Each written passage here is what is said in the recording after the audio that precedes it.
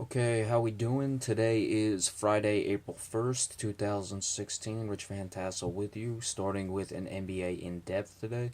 And for this one, we are looking at the Coach of the Year race. A lot of good candidates, very important distinctions we got to make, though, which we'll get into. But the main candidates I'm looking at are, of course, Luke Walton of the Golden State Warriors, Brad Stevens of the Boston Celtics, Terry Stotts of the Portland Trailblazers, and Quin Snyder of the Utah Jazz. Now, there are certainly other coaches in there. Dwayne Casey has gotten Toronto the most amount of wins in franchise history.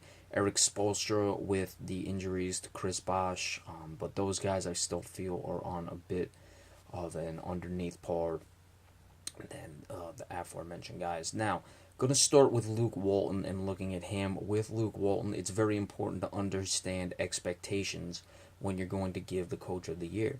Yes, Luke Walton was fantastic, got this team playing very well at the beginning of the season. They had that big win streak and certainly propelled them into where they're going to, or where they are now, which is potentially going to break the all-time best record for a single season, which I believe they will do.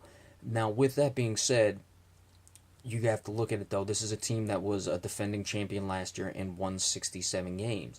A lot of people thought they were going to repeat as champions again this year, and a lot of people thought they had a very good chance to at least put up 65 wins again. Maybe not break the record, but certainly people were expecting a lot out of this team. So that's why I'm ruling Luke Walton out, because the expectations were there for the Golden State Warriors. Now, that same standard, though, has to apply when you're talking about guys like Brad Stevens and Quin Snyder. Both guys have done terrific jobs coaching their respective teams.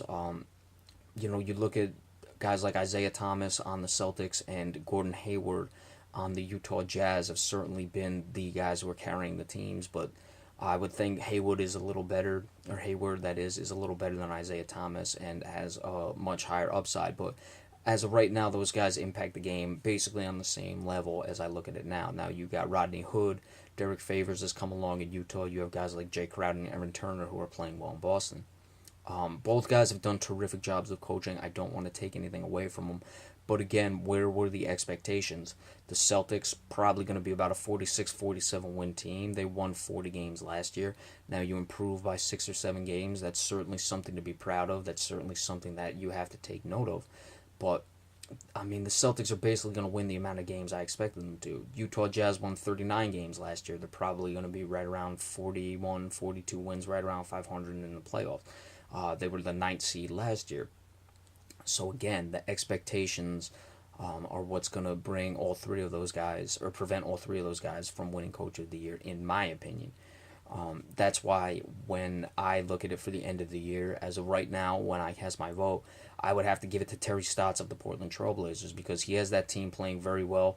CJ McCollum's playing well. Damian Lillard had an off night last night, but he was really the only star coming into this year, and there were a lot of people who didn't think Portland would win 25 games, and they got their 40th win last night, going to finish above 500 almost certainly, and going to make the playoffs almost certainly, which is why Terry Stotts needs to get the nod for Coach of the Year, because you have to look at expectations and how important that is. Now, who do I think will win it? Luke Walton is almost certainly going to get it.